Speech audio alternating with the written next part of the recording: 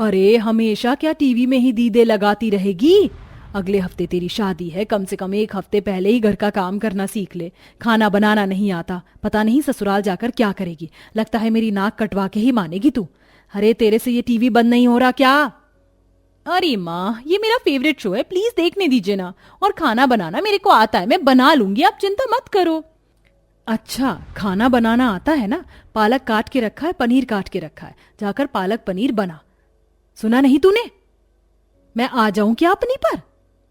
मम्मा मम्मा माँ प्यारी, जा रही हूँ, अभी खाना बना कर लाती हूँ। नैना रसोई में पालक पनीर बनाने पहुंच जाती है, लेकिन पालक गलने से पहले ही उसमें पनीर डालकर सब्जी की ऐसी तैसी कर देती है। ओहो हो, इतनी देर हो गई है, अभी तक पालक नहीं गला, पर पनीर गायब हो गया। माँ माँ जरा देखो ना कि कितनी बेकार सब्जी है, मुझसे बनना ही नहीं चाहती। पता नहीं क्या कर दिया तूने। माधुरी सब्जी देखते ही हाथ में बेलन उठाकर अपनी बेटी के मारती है और नैना बचने के लिए भागती है। आह माँ, अब मैंने क्या कर दिया, छोड़ दीजिए मुझे। निकम्मी, तेरी शादी होने वाली है और तू ऐसे पालक पनीर बना रही है? तुझे इतना नहीं पता, पनीर सॉफ्ट होता है, लास्ट में डलता है। इसको पीस लेती, सीटी लगाकर गला लेती, तब जाकर ये साग बन जाता। एक नंबर की गधी है, और मेरा नाम डुबा दिया अपने ससुराल में। और मैडम साहब भी बोल रही थी कि खाना बनाना आता है। मुझसे भी ज्यादा खतरनाक है तेरे पापा, उनको पता चल गया तो तेरी हड्डी पसली एक कर देंगे। माँ, मुझसे नहीं होता ये खाना बनाना, एक नौकर रख लूंगी मैं। चिल्ला लो आपको जितना चिल्लाना है। मैंने कितनी बार खाना बनाने की सोची है, लेकिन नहीं बनता। सोचने से खाना नहीं बनता है, बार बार प्रैक्टिस करेगी, बिगड़ेगा, तीसरी चौथी बार बनाएगी तभी तो समझेगी। पर अब तो मैं थक गई हूं, तेरी सास ही तेरा काटेगी।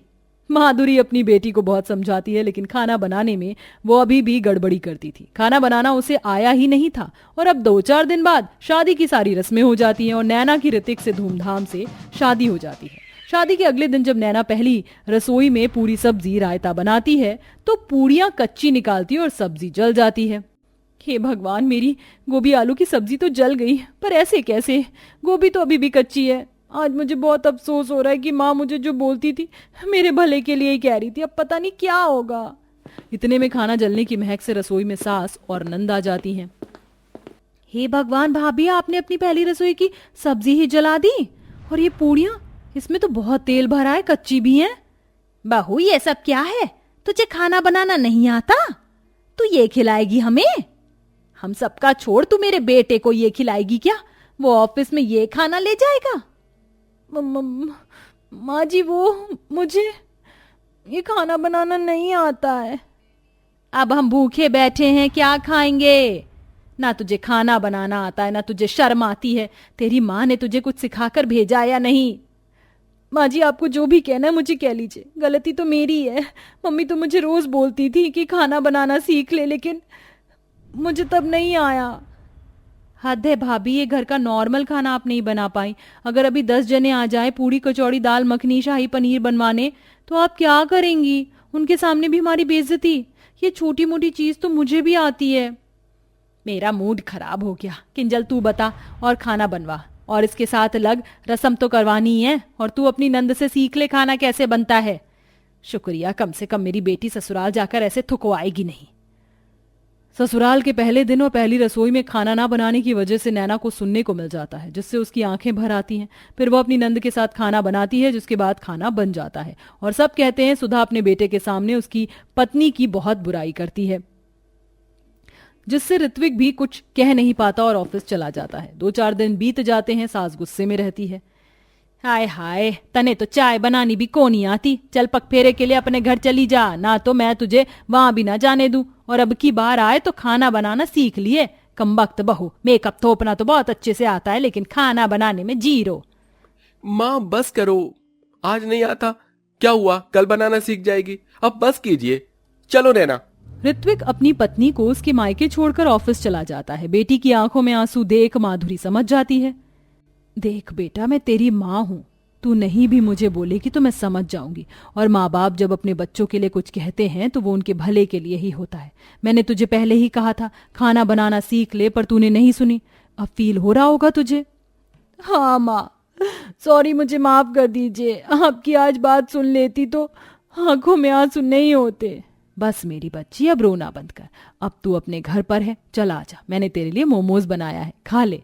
एक हफ्ता बीत जाता है पर नैना अपनी माँ के साथ अभी भी खाना बनाना नहीं सीख पाती। हालांकि उसे थोड़ा बहुत काम आ जाता है। अब वह दोबारा ससुराल लौट रही थी तो उसे बहुत डर लगता है।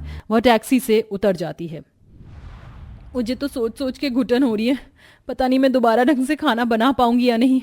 इतने दिन घर पर रही तब भी खाना बनाना नहीं आया। मेरी माँ जी और नंद तो मुझे ताने दे दे कर मार देंगी। बी पॉजिटिव नैना। नैना वापस टैक्सी में बैठती है कि किसी अजीब से जानवर की उसे आवाज आती है, जिसके पीछे वह जंगल में चली जाती है और देखती है एक हिरन का बच्चा गड्ढे में गिरा हुआ है और उसकी माँ शोर मचा रही है। हे भगवान, लगता है ये हिरन माँ अपने बच्चों के लिए मुझसे मदद मांग रही है और खुद निकाल नहीं पा रही है गड्ढे में से। मुझे इसे निकालना होगा। नैना साड़ी के पल्लू में एक बड़ी गांठ लगाकर उसे बच्चों के पास फेंकती है, जिसमें बच्चा अपने पैर फंसा लेता है और नैना उसे बाहर निकाल लेती है। देखती है कि उसके पैरों में चोट है तो वह उसके पांव से कांटा निकालकर पल्लू फाड़कर पैर में बांध देती है और उसके सर पैर सहलाती है। तभी एक चमचमाती रोशनी सुधा की नई बहू के अंदर प्रवेश कर जाती है। नन्हे हिरन, अब तुम बिल्कुल ठीक और स्वस्थ हो। अब देखो, तुम्हारी माँ भी बहुत खुश है। तुम बहुत नेक दिल इंसान हो। तुमने मेरे बच्चे की जान बचाई है, इसीलिए अब तुम्हारी चिंता मिटने वाली है। देखते जाओ। अरे, ये हिरन बोल कैसे सकती है? कहीं मैं सपना तो नहीं देख रही? इतने में हिरन और हिरन का बच्चा चले जाते हैं। नैना ड्राइवर वाले की आवाज सुनती है और वापस टैक्सी में बैठ अपने ससुराल पहुंच जाती है। वो जैसे ही ससुराल आती है तो सास बोलती है, आ गई महारानी, अपने मायके से कुछ काम सीख कर आई है या मजे मार के आई है? वो माँ जी, नैना कुछ कहती, इतने में सास के ऊपर झूमर गिरने लगता है। इतने में नैना देख लेती है, अरे ये झूमर तो गिरने वाला है, इसे कैसे रोकूं? इतने में एक जादुई रोशनी उसकी आंखों से निकलती है, जिससे झूमर रुक जाता है और वो वापस लग जाता है। अरे ये कैसे? मैंने तो सिर्फ सोचा था और ये झूमर वापस लग गया। माँ जी, आपने अभी कोई पीली रोशनी देखी थी क्या मेरी आंखों से निकलते हुए? क्यों, अपने मायके से कोई काला जादू मंत्र सीख कर आई है? चल जा यहाँ से रसोई में और मेरे लिए मेवा का हलवा बना, और अब की बार जला या बेकार किया तो तेरी खैर नहीं। नैना अपना बैग कमरे में रखकर रसोई में हलवा बना रही होती है कि जादू से हलवा, दूध, चीनी, घी कढ़ाई में चला जाता है और कलछी अपने आप घूमने लगती है। नैना अपनी आंख मसलती है। ये जादू कैसे हो रहा है? मुझे कुछ समझ नहीं आ रहा। वो झूमर भी गिरने वाला था और अब अपने आप हवा बन रहा है। एक मिनट, कहीं ये जादू मेरा नेक काम करने से तो नहीं हुआ? वो हिरन की माँ भी कह रही थी कि अब मेरी सारी चिंता मिटने वाली है। मतलब मैं उसके जादू से जादुई बहू बन गई हूँ। मतलब मैं कुछ भी काम मिनटों में कर सकती हूँ और खाना भी बढ़िया बना सकती हूँ। तो ठीक है, मुझे फ्रिज में से वो बोतल चाहिए। कैसे आएगी अब? तभी नई बहू के बाल इतने लंबे होकर फ्रिज तक पहुंच जाते हैं कि वह बोतल निकाल कर नैना के सामने रख देते हैं।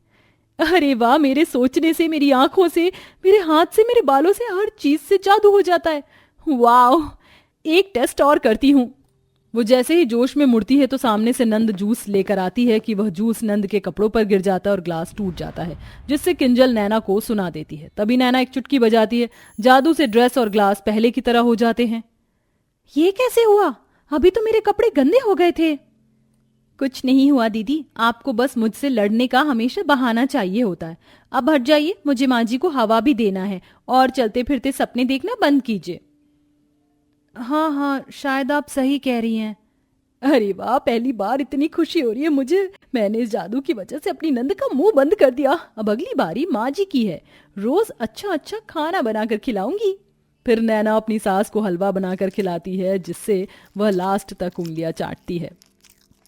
मानना पड़ेगा, मेरी खरी खोटी तेरे काम आ गई और तू अपने मायके से खाना बनाना सीख कर आ गई। अच्छी बात है, तूने अच्छा खाना बनाया, ऐसे ही बनाना अब। थैंक यू माँ जी। इस तरह नई बहू अपने जादू के कारण घर में सबको अच्छा अच्छा खाना बनाकर खिलाती है, जिससे ससुराल में उसका खोया हुआ सम्मान उसे वापस मिल जाता है और वह अपने जादू की बात को राज बनाए रखती है।